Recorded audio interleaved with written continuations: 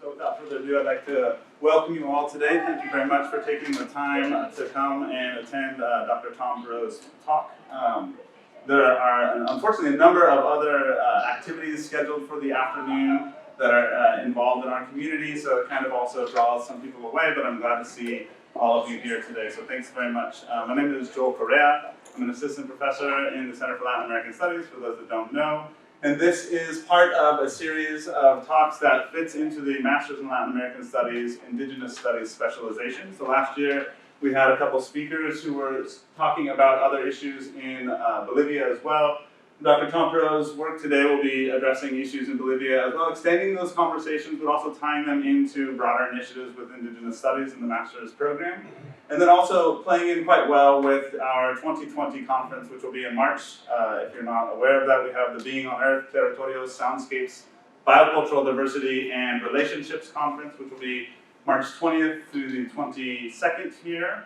We'd love to see you get involved in one way, shape, or another, so you're welcome to do so if you have questions about that. And there will be another set of talks as well that follow from Tom's later and after the conference as well. So keep an eye out for more information about those things. But in the meantime, I'd like to introduce Dr. Tom Perreault, who is a professor of geography and also the department chair of geography at Syracuse University in New York State. He is also the Del Plane Professor of Latin American Geography, the Laura J. and Douglas Meredith Professor of Teaching Excellence at Syracuse University. Dr. Tom Perreault's research focuses broadly on political ecology, environmental and resource governance, agrarian political economy and rural livelihoods, indigeneity and indigenous politics, and Latin America broadly, but also with a specific attention to mining, extractivism, resource nationalism, and climate catastrophe in the Bolivian Andes, with over a decade of previous work in the Ecuadorian Amazon as well. He is a prolific scholar, has written and published over 60 peer-reviewed journal articles and book chapters in both English and Spanish, and they appear in leading geography and interdisciplinary journals that include the Annals of the American Association of Geographers, Antipode, Environment and Planning A and D, Human Organization, the Journal of Latin American and Caribbean Anthropology, Water Alternatives, among others, including Geoforum, which he was the editor of for 5 years. So thank you very much for taking time out of your very busy schedule to be here.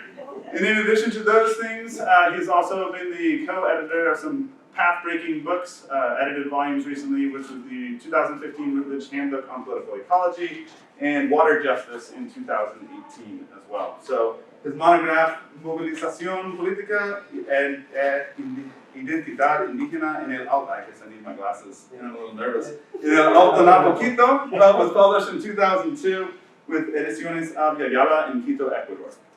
So the talk title today is Living with a Dying Lake, Climate Change Politics and a Problem of Overdetermination in Lake Poopó, Bolivia. And before I pass the mic over to Dr. Tom Perreault, I just also want to say that despite all these achievements, it's a real honor to have you here today. Despite them all? Yeah, no, or in addition to, it's a great honor to have you here today and really appreciate you taking the time. He's a very generous person and scholar, so if you have the opportunity at the end, please take a chance to say hello. He is one of the most generous scholars that I've had the opportunity to know, and that's the truth. And so I appreciate you taking the time to be here and to share your work with us today. So thank you very much. Let's give him a warm applause.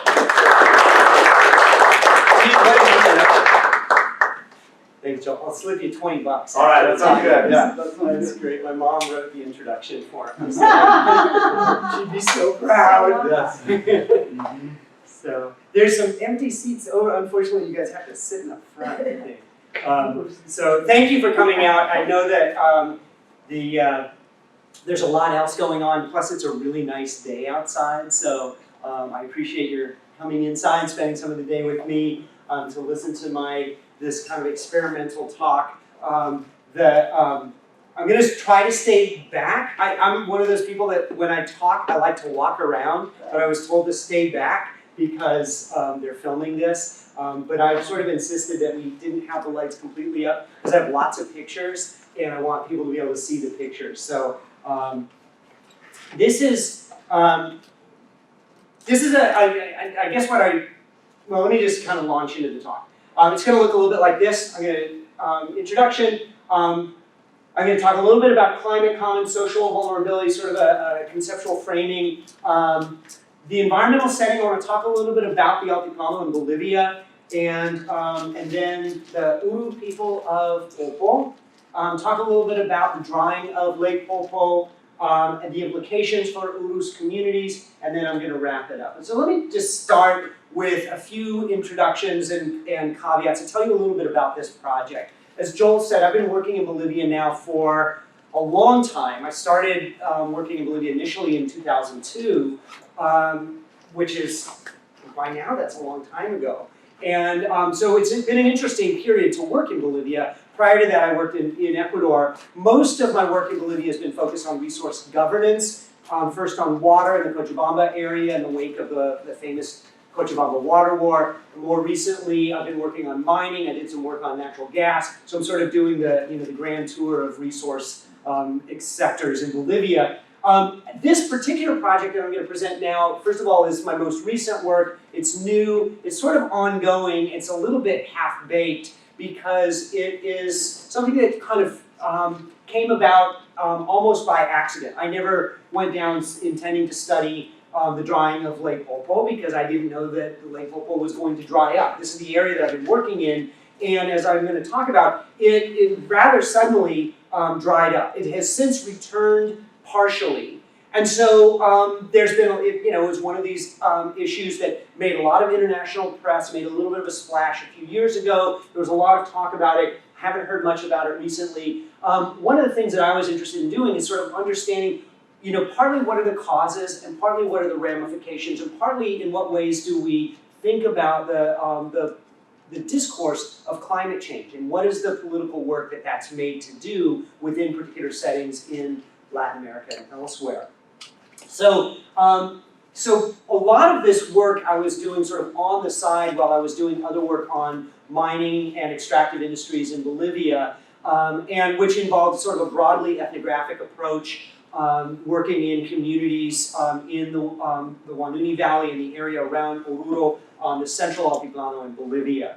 And then linking that to some quantitative studies of soil and water chemistry and things like that that I was doing to kind of understand the environmental impacts. And as I said, I want to talk a little bit about the politics of climate discourse as one aspect of this broader project. And partly where that comes from is I was at a meeting, not this meeting, this one I just happened to be in the back, I took a picture, but it was a meeting that looked like this. I was actually presenting. I was asked by, in Bolivia, I affiliate with a small Bolivian NGO called CEPA, which is the Centro Ecológico y Pueblos Andinos. So it's the Center for Ecology and Andean Peoples, which is based in the city of Oruro on the Altiplano. And they do a lot of work with indigenous groups. They also do a lot of work on mining in communities that are affected by mining contamination. And they had asked me on one of my recent trips to present my sort of results from my ongoing research. And they have sort of what they call a Escuela de Líderes. So it's this school for high school kids, college kids, and just anybody else who wants to come and take classes, and they get a certificate at the end. And so every time I'm there, they ask me to sort of give a lecture, and I'm happy to do so. So I'm giving this lecture sort of about the results of my research on mining contamination in these communities. And this was in 2016. Lake Poopó had just disappeared or just dried up. And I made sort of an offhand comment as part of my remarks about how people in the area are faced with multiple environmental challenges. Some of it is mining waste, and then I said, but also climate change, and look at what happened recently to Lake Poopó. From my perspective, that was a non-controversial remark. It seemed pretty self-evident that climate change played a role in this. It seemed pretty evident that people were affected by it, and it was just sort of an aside comment. Well, after my presentation, one of the campesinos in the audience raised his hand and he said, "Well, thank you very much for your talk. Really enjoyed it. However, please don't blame Lake Poopó's drying on climate change, because that's what the politicians do. And when the politicians do that, it allows them to ignore all the other effects." And a light bulb went off. I said, this is interesting. So not only is this going on, but people are very aware that it's going on and are upset about it. So this is sort of the opening that I had for looking at these things. I wanted to understand how is it that different forces, environmental and political and economic, come together in this particular place to affect people's livelihoods and well-being.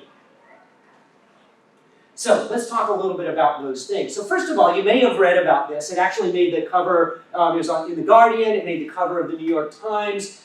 It actually got covered quite a lot. This is the article that was from the Times. It was on the Weather Channel. And so a lot of the international attention that was paid to the drying of Lake Poopó really put it within the context of climate change, and reasonably enough, right? I don't think that there's any question that climate change at least plays a role in this, right? But it was kind of framed internationally as sort of really just an issue of climate change. And it got me thinking about how do we understand when multiple forces come to play or come together to drive environmental change and particularly the impacts, the social impacts of that. Some of you may be familiar with this book by Robin Lachenko and Karen O'Brien. It came out in 2006, 2007, I believe. Environmental change and globalization, double exposure. So the idea that they had was that people, particularly in the global south, but elsewhere as well, are sort of caught in this sort of pincers maneuver of globalization, neoliberal globalization on the one hand, and climate change on the other. And that these two broad forces work together to drive marginalization and displacement and things like that. Which is, important, and was a real contribution. The problem is that, first of all, if our focus is on neoliberalization and on climate change, we're looking at kind of global scale processes, these broad forces, which sort of directs our attention to these really important processes, but at the same time sort of diverts attention away from a lot of place-specific and maybe historically rooted other kinds of processes that don't necessarily map onto neoliberalization or climate change. And so what I would say is, just to put in a shameless plug for my book, I do my work from a political ecology perspective, which I think allows me to look a little bit more in detail at these sort of place-based processes, these historically rooted dynamics where political economy and environmental transformation sort of come together, and with a particular focus on marginalization and vulnerability as a part of that. So this is not my area of, I don't do work on climate change, or I hadn't until this. So it was just sort of a new literature for me. So I thought, okay, I need to start reading into reading these other kinds of, what have other people written about this? And so, I think the double exposure framework is a good starting point, but I also think that looking at other work that's been done on sort of multiple vectors of environmental change, dispossession and depletion of social reproduction. This is a really nice article by Bolivian Fernandez. It came out in Antipode a few years ago. And then work by people like Mara Goldman and Matt Turner on human dimensions of climate change, looking at the multiple factors, the ways in which climate change intersects with and overlaps with these other processes, and how do we make sense of that, and importantly, how do the people who are affected make sense of that? So that's where I'm coming from. And just as a quick schematic, the way that I'm sort of thinking about these sort of end results of dispossession, displacement, etc., is that you have multiple forces, mining on one hand, climate change to be sure, water diversions, which I'll talk a little bit about, so water diversion for urbanization, all of these things kind of overlapping and working together to result in dispossession and displacement, the depletion of the capacity for production and social reproduction. So production meaning basic agricultural production, right? People lose their ability to make a livelihood, which then affects their ability for social reproduction, the ability to reproduce themselves, care for their families, and take care of those kind of basic biological and social needs. And then finally, particularly for the Urus people, cultural and ethnic assimilation that comes with being displaced from their ancestral territories, their ancestral communities, which itself is an ongoing process that goes back a long time. So the guiding questions that I have for this project are three. Number one, the deceptively simple question, or the seemingly simple question of what caused Lake Poopó to disappear. Spoiler alert, not so simple. Number two is what are the implications of this for indigenous campesino livelihoods? And we can talk about this term indigenous campesino if you like in the Q&A. People in this area are, in the area where I'm working, which is in their area around, in the central Altiplano, tend to self-identify as campesino and campesino originario, right? They're Aymara or Quechua speaking, depending on the community, depending on which side of the lake you're in. More or less traditional in the sense that Aymara communities tend to live in Ayllus, Quechua communities not so much, although increasingly they are reforming Ayllus. But they also very much self-identify as campesino and very often use the term campesino originario, right? Originario is a term which is less common in English. It sort of is like First Nations. And so indigenous is a more common term in the US and Anglophone Academy, so I tend to use that. Indigenous campesino. We can talk about that more if you want. So those are the two first basic questions. And the third one is, what is the political work that's done by climate change discourse in explaining the disappearance of Lake Poopó?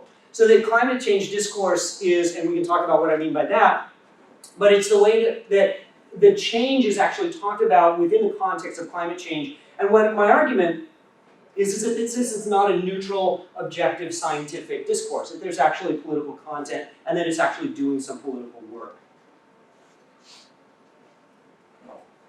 So, let me tell you a little bit about Bolivia and about the Altiplano for those of you who haven't been there. How many of you actually spent time on the Altiplano in Bolivia? Okay, a few of you. So, okay, I better get this right then. Yeah. Here's Bolivia. The area that I'm talking about is right in here. This is Lake Poopó. This is the city of Oruro, the capital, La Paz. The Altiplano goes from basically this area to Lake Titicaca down to the southern area where it meets with Chile and Argentina. So it's this area is the Altiplano, and we're talking about the central Altiplano, which is up in here. When I talk about mining, that's going to be in these hills over here, and then, yeah, Chilean borders right there. So just to identify where we are.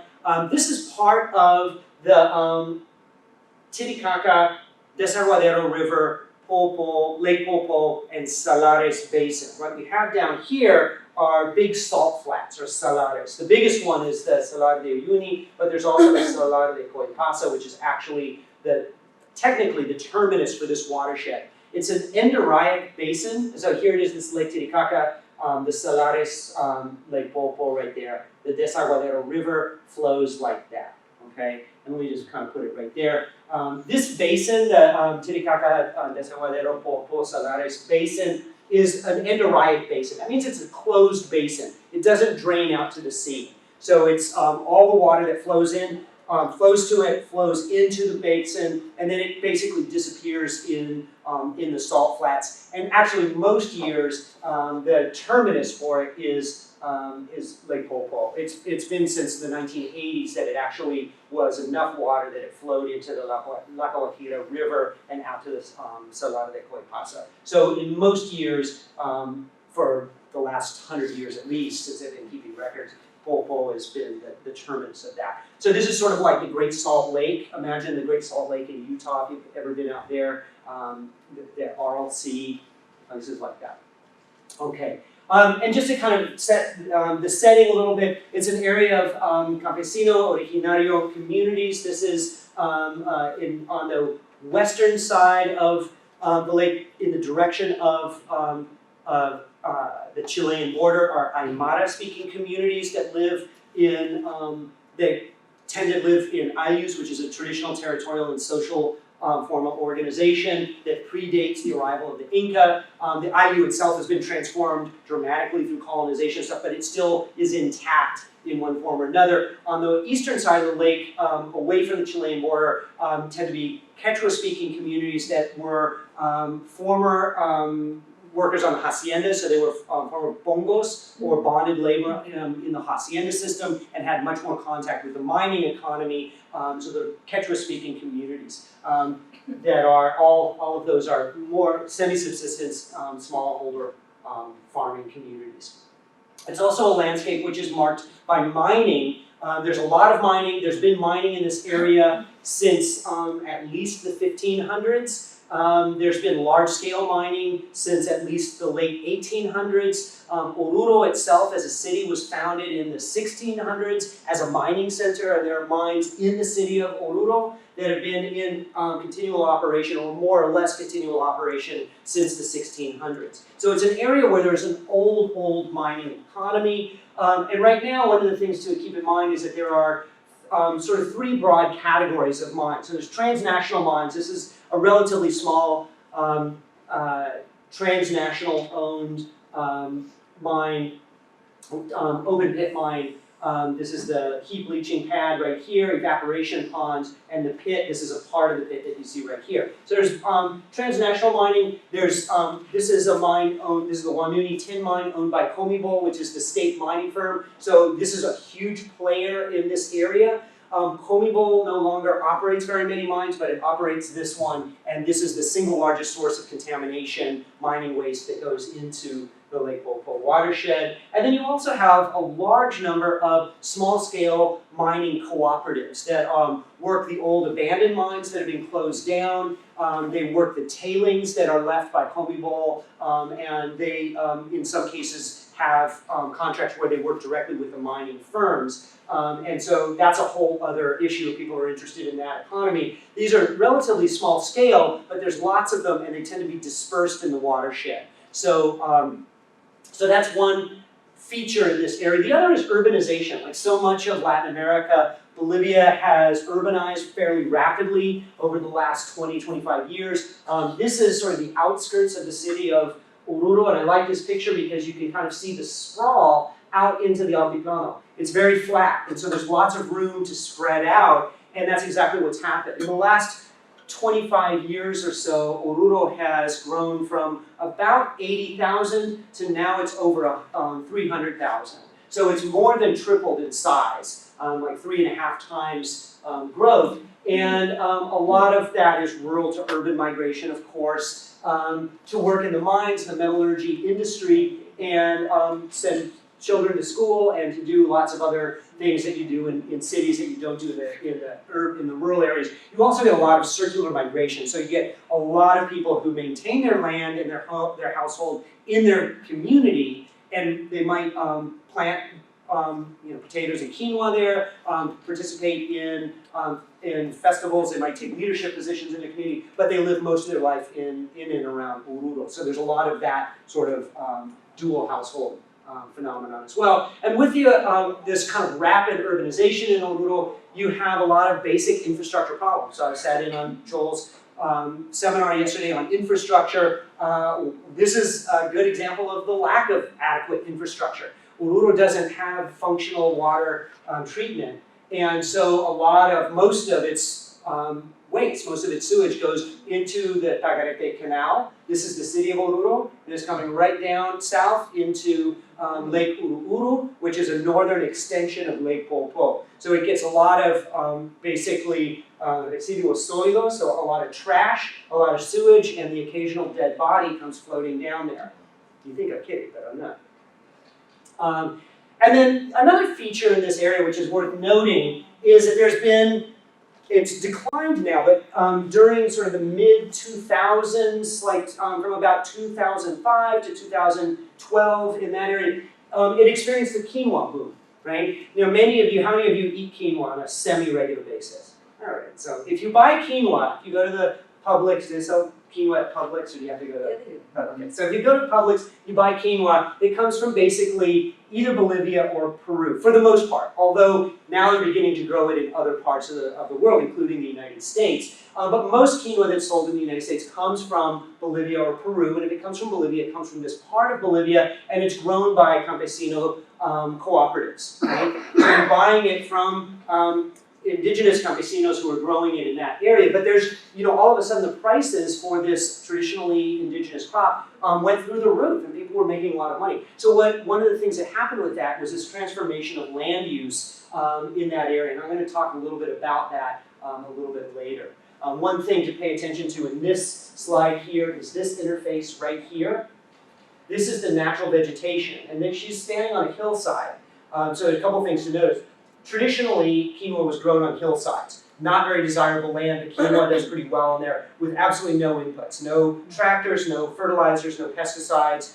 Dry land agriculture, you plant the crops there, you basically plow up the hillside and then you harvest your quinoa later on. So this is the natural vegetation. What's happened is that they've moved down into flat areas, they've started using tractors, fertilizers in some cases, pesticides in some cases, and you have a lot of soil loss because you're plowing up that native vegetation.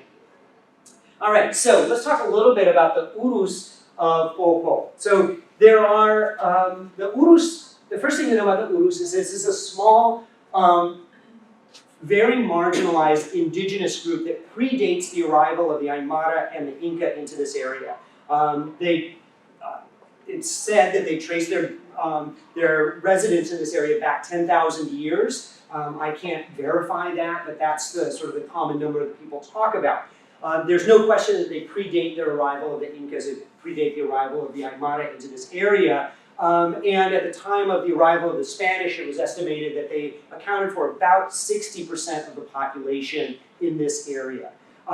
They now account for just a few small communities. And what's happened is that progressively through colonization, through the arrival of sort of empire, the Urus have lost land and they become progressively marginalized. And when I talk about colonization, I'm not only talking about the Spanish. I am talking about the Spanish, but I'm also talking about the Aymara, and I'm also talking about the Inca. So it was successive waves of colonization of this area that displaced and dispossessed the Urus, to the point where they exist really just along in Lake Titicaca and the Desaguadero River and Lake Poopó, and have really no land base of their own. For many, many years, they lived, and so maybe some of you have been in Peru where they have the Urus live on floating mats. It's this kind of bizarre tourist attraction. And the reason that they live on floating mats in the lake, in Lake Titicaca, is because they have no land of their own. If they have no land of their own, they can't do agriculture. And they're entirely dependent on fishing and hunting in the lake and gathering. In Bolivia, on Lake Poopó, there are 3 communities of Urus, Urus Murato, who live on, one of them, Puñaca Maria, is on the kind of the Desaguadero River at the mouth of that, where it feeds into Lake Poopó. And then you have the Vilanieque right here, and Yapayapani. They've been granted land by the government that purchased it from surrounding Aymara and Quechua communities, but the land that they have is really just enough for their houses and schools and like a cancha deportiva, right? So like a soccer field, but not enough to actually grow crops on. So they're still really reliant on hunting and fishing in this area, okay? So this is, these are, folks outside of Puñaca Tita Maria, one of the communities there. And there have been some development projects in that area. So this is the sign, dialogando acerca de nuestro conocimiento sobre totore y paja. Totore is the reed that grows that people make boats out of, the totora reed boats. It's also used for, people use it for, in some cases, for clothing and various other things. And paja is basically grass that's used for traditional thatching of roofs. But what's interesting is that there's no paja here. This is obviously a zinc kind of corrugated tin roof on these kind of new houses that were supplied by the government. So there have been, that's a more traditional, that's a paja, this is the totora right here. And sort of focusing traditional dress. Now, this is for tourist consumption. With the loss of the lake and the river, and you can see right here from the community, that would have been the lake and the river, the kind of the mouth of the river into the lake. You can see that that's dried up, and so people are looking for other ways to make a living and to do things. And part of what they're trying to do is foster some local kind of cultural tourism. And I went on a tour with folks from Oruro. It was sort of middle class people from the city of Oruro that we took a bus. I was the only gringo there. And we went to Puñaca Tita Maria and we visited Yapayapani, and they sort of put on this show, and one of the things that the children of the community are demonstrating is their subjugation by the Aymara. So these kids are Uru children, but they're dressed as Aymara. So the skirts and the sort of blankets that hold things over the shoulders. So they're dressed as Aymara, and these kids represent the Urus, who wear kind of more traditional Totora clothing. And so their subjugation. This is in Yacarepani, going out to see the cementerio de barcos, right? Basically where people abandoned their ships, or abandoned their boats, their fishing boats, because the lake had dried up. And so they're just sort of sitting out there now. Okay, so let me just tell a little bit about the sort of the disappearance of the lake and kind of trace this process. It happened, one thing that's interesting is it happened really pretty quickly. By mid-2015, it was more or less at its regular extent. But in that second half of 2015, it went down to where it was really just little patches in a few of the deeper spots and disappeared quite quickly. So you can see this is the extent in April 2013, and by January of 2016, it had disappeared almost completely. In 2014, prior to the actual drying, you had this warming event that raised the temperature of the lake. And one thing to know about the lake is it's very shallow and very saline. So when you get a warming event, it warms the water rather quickly, right? You don't have this kind of deep, in a deep lake, the water at depth is going to remain cold, and so then you can get this mixing. You don't have that here. So it's always been pretty shallow, even when it's at its full extent. And so what happened is you had this warming event that killed a lot of the fish. You also had a lot of birds dying off. And that was sort of the signal that something was going on. That was the end of 2014. And then by mid-2015, it all started to disappear.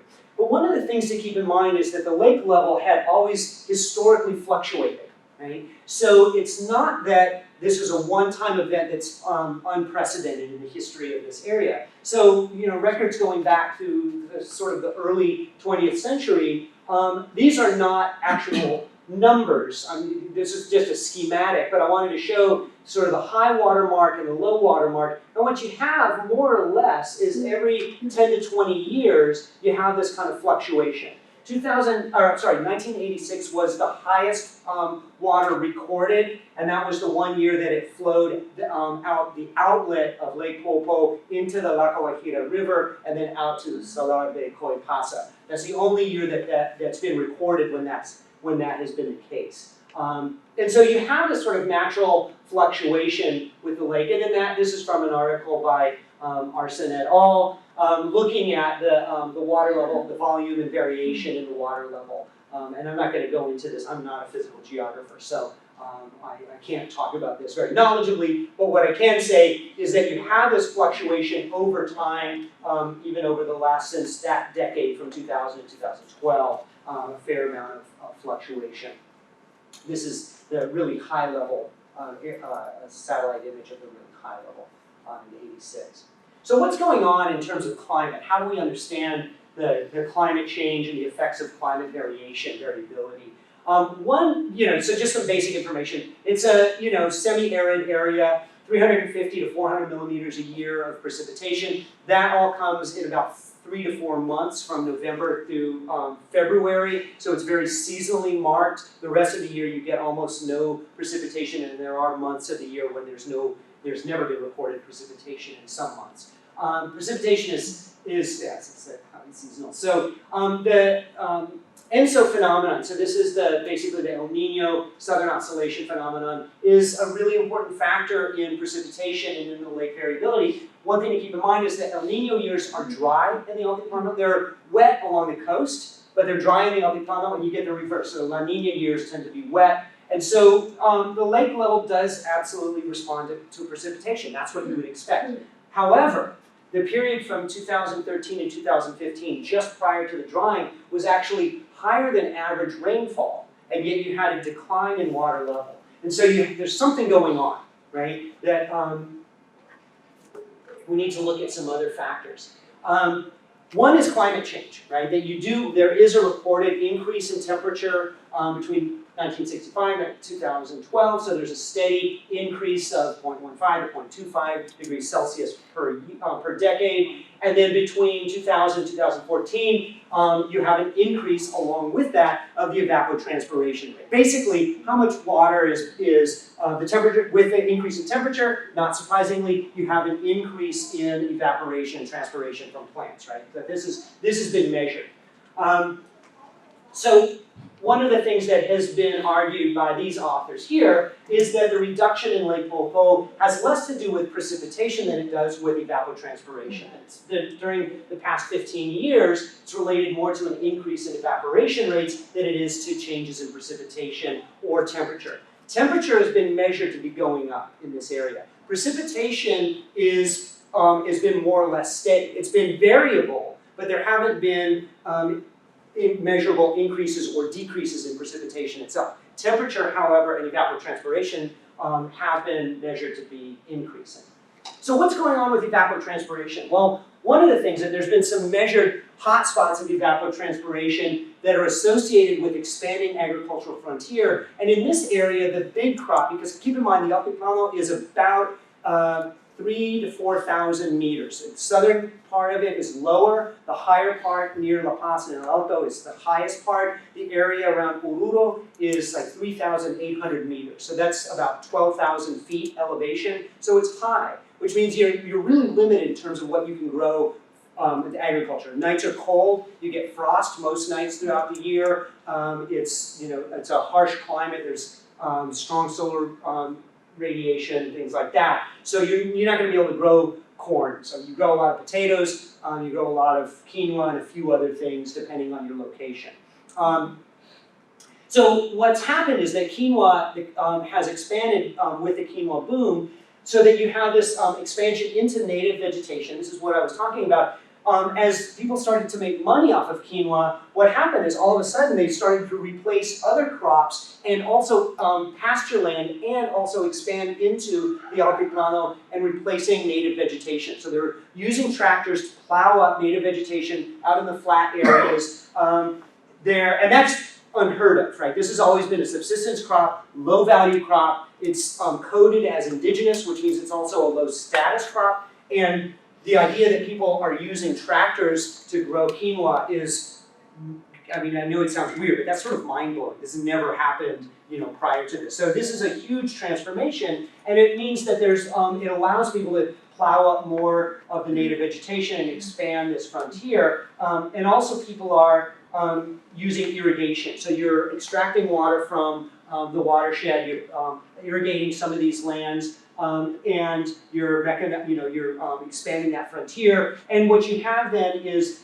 increasing evapotranspiration, particularly from bare soil in the area before the quinoa begins to grow, right? So you plow that up, you plant it, you've got bare soil, and so you have increased evapotranspiration during those areas, right? So that's sort of a lot of these changes, transformations that are happening that are affecting evapotranspiration and water level. The other sort of tangential thing that I wanted to talk a little bit about is this discourse of climate change. I mentioned at the outset that there was, the campesino in the audience who had said, please don't say that this is a result of climate change because that's what the politicians do. And when he was talking about the politicians, he was referring particularly to Evo Morales, the president. I think still president, we'll see. They had an election the other day. I think results are being disputed as we speak. And then Victor Vasquez Mamani, who is the gobernador of Oruro. They're both from the same party, from the MAS party, the Movement to Socialism Party, and they both happen to be from the same community of Orinoca, which is on the southern end of Lake Poopó. So they both grew up on Lake Poopó. So they're both from this area. And they both came out right away and said, well, this is, people were really upset about the drawing of Lake Poopó, and they said, well, this is the fault of climate change. This is a result of climate change, right? So, this is something that, on one hand, makes a lot of sense. There's a logic to it. It's not because of climate change, so it's at least partially true. But this is not a neutral statement. It's not an innocent statement, and I'll say that for a couple of reasons. One, as the campesino that I was talking about at the outset was mentioning, this allows Evo Morales and Victor Hugo Vasquez to sort of deflect attention away from other policy decisions and other practices that are happening. Most notably, from the perspective of those campesinos, is mining. Mining is very water intensive. The act of mining itself, but mostly in the processing of minerals, takes a lot of water out of the watershed, and then it evaporates off, or it's used, and then it also contributes, and this doesn't have anything to do with the water level, but it has a lot to do with water quality. The water coming out of those areas is extremely polluted. So high heavy metal content, very acidic, and with lots of other chemical compounds that get into the water as a result. So there's major impacts in terms of water quality that are associated with that, in addition to the water level drops because of water use. But the other thing that I think is worth noting about this is that Evo Morales has been talking about climate change for a long time.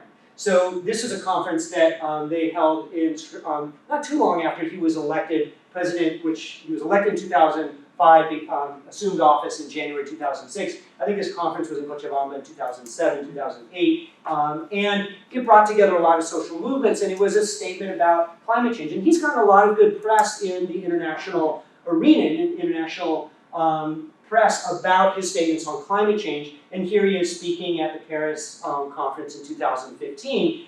For Evo and for a lot of the people from the mosque, climate change is very tightly connected to a politics of anti-colonialism, anti-imperialism, and a critique of capitalism, particularly from the industrialized global north.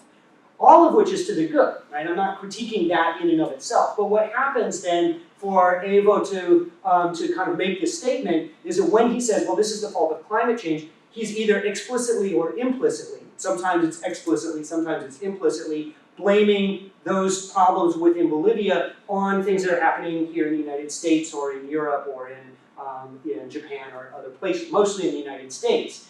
Fair enough, right? We have by far more than our share of contribution to climate change. So I'm not critiquing that part of it.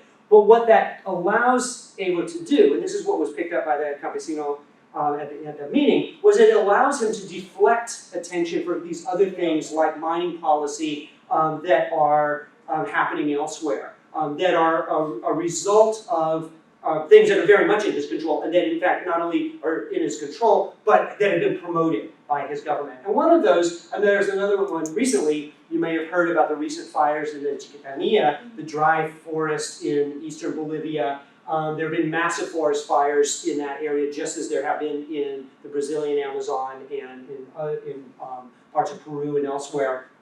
And here's a nice photo of that's Evo himself out there spraying. I'm not sure what he's going to do with this little stream of water, but he's out there with his garden hose, kind of spraying water and working with the firefighters. So if you go to Google, if you Google images of Evo Morales forest fires, you come up with a whole bunch of these kind of photo ops. He went out on a few different days because he's wearing different outfits. And he made very similar statements about the fires in the Chiquitania, about being the fault of climate change and the global north.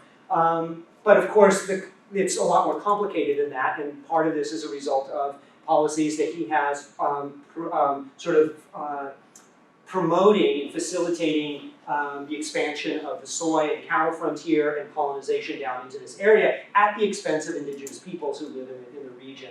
So it's a freighted discourse, right? And I want to be clear here. I'm not arguing, I'm not a climate change denier. I'm not arguing in sort of a climate change denying perspective that this is not, the problems of Lake Poopó are not climate change. I'm also not critiquing Evo Morales' critique and saying, well, don't blame us, blame yourself, right? Because the US and global north has contributed way more than its share to climate change, and it is primarily our fault. But the fact remains that there are particular policies that get hidden under this discourse. And I've seen this elsewhere in Latin America. I'd be interested in hearing from other folks if you know of this. One of my doctoral students worked, he did his PhD research in the Colombian Caribbean. And he was saying the Colombian government had a very similar discourse regarding flooding, and basically blaming flooding on climate change, but that allowed the government to enact certain kinds of laws that displaced peasants in that area as part of a redevelopment project, which then opened up the way for large-scale agriculture and various kind of interests like that. So what are the implications of all of this for the Urus communities? This is a picture of Lake Uru, which is this northern extension of Lake Poopó, which still has water in it as of at least last year when I was there last. I'll be back in a couple weeks, so we'll see. And this is what the landscape would have looked like. This is what it looks like today, or at least as of a couple of years ago. A dry area with the boats sort of out on the middle of the dry lake bed. And there have been some efforts. When I was there last year, there were efforts, or in 2018, yeah, so last year, the lake had returned about 60% of its surface area, not its volume, but its surface area. And they've begun to stock it with these hatchlings of these fish, Perreault, which is it's not a native species, but it's a commercially valuable species, and this is what the fishery was based on. And so they're trying to recover this so that people can make a livelihood there. There are some funny quirks in terms of how they're doing it. One of them is that there are something like 14 different municipios or municipalities that share on the lake all around, and every one of them wanted to have their share of that. But of course, these are not, the environmental conditions are not equal. It's deeper over here, less deep over here. Unfortunately, this is the area where the Urus communities are.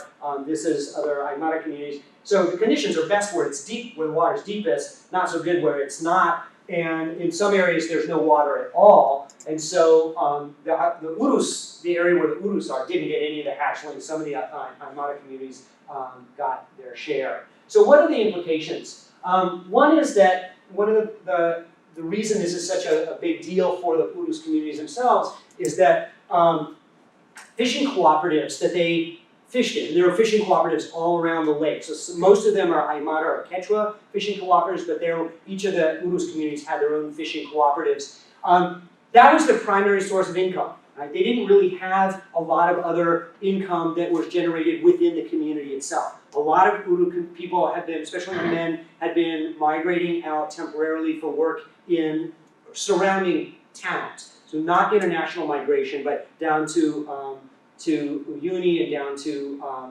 various other places for work. And so the other thing that's interesting, kind of just socially, is that fishing is one of the few things that Urus communities do as a community. Because they needed to form a cooperative, it's one of the things that they did as a community. Unlike the Aymara communities and the Quechua communities, they tend to organize themselves primarily along family lines.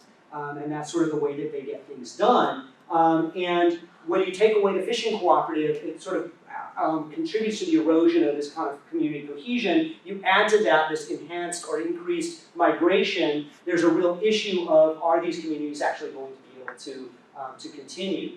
And the fishing, not only the commercial fishing, but also just fishing for subsistence and hunting, primarily birds, and gathering things like eggs, from waterfowl and gathering edible plants and things were really important for culture and subsistence. And so these things are no longer possible in this area either. And so that's led to, all of these things have led to a fairly large-scale outmigration. When I visited Puñac Maria last year, we talked to one of the people in the community who still lives there. He's one of 4 families, he's in one of 4 families that live there. The other, I think it was 44 families, had all left. So there's hardly anybody who still lives permanently in the community. And they're just kind of scraping by. They do a little bit of artesanías, he does some labor for Aymara families nearby, but everybody else has left either permanently or temporarily because they just can't live. Now, if the water returns, if the fishery returns, they may be able to recover in the communities, but that's at this point still very much an open question. I'm gonna skip down, let's just go straight to the conclusions because I'm almost out of time. So, just to recap, Lake Poopó's dried in the past. So what's different this time? I think there's a number of things that are different this time. Right? One is the mining economy. I didn't talk a lot about the mining economy, but there's been this big commodities boom, as many of you know, and so an increase in mining over the last 20 years. It's been a mining region for centuries. So mining itself is not new, but there's been an intensification of mining, which has increased water withdrawal, especially among large-scale mines. The quinoa boom, okay? Quinoa by itself is probably not the main driver, but it contributes to this through enhanced evapotranspiration in areas where you have the expansion of that. And then increased urbanization is relatively new. And so the increase in water withdrawals, there's water withdrawals also that I didn't mention on the Peruvian side. So one of the main tributaries has been mostly diverted to bring water to the city of Tacna, which is near the coast in Peru. It's water withdrawal for urbanization on both sides of the border. And then, of course, you have increased evapotranspiration, increased temperatures as a result of climate change during that period. So one of the things, the Urus have been around for 10,000 years, so I don't want to be overly alarmist, right? Maybe they'll be fine. I mean, they've faced adversity before. But there really are, we're talking about a population of just a few hundred, if that, and pretty dire circumstances. And so there's an erosion of production and social reproduction, the erosion of the ability to produce for themselves and reproduce themselves. And a lot of this is coming through outmigration and essentially through processes of assimilation. So the broader outcomes of this, I'm thinking, and these are still a little bit preliminary, that the marginalization and social vulnerability that are associated with this are multiform and historically rooted. That we can't say that these are just a factor of climate change or neoliberalization or even the two of those together. There's a lot of processes, beginning with the migration of the expansion of the Aymara kingdoms prior to the arrival of the Incas. So there's a lot of kind of historically rooted place-specific causes in conjunction with climate change and these other kind of processes, these circuits of global capital that drive the mining economy and whatnot. So the government's climate change discourse tends to deflect attention away from its own policies and practices and its own, frankly, politics of neglect. There have been some development projects in these communities, but very little that has provided a sustainable way for people to make a living. And so I think some of it is kind of what the government has done and what the government hasn't done, but what could have had it been interested. And so these tend to be, climate change explanations, I think, in that regard, tend to be somewhat disempowering when proactive measures could be taken to protect the lake's environment. To blame it solely on climate change is to say it's somebody else's fault and to throw up your hands. And I think this is exactly what that campesino was getting at the beginning of in that conference and the talk. So thanks very much.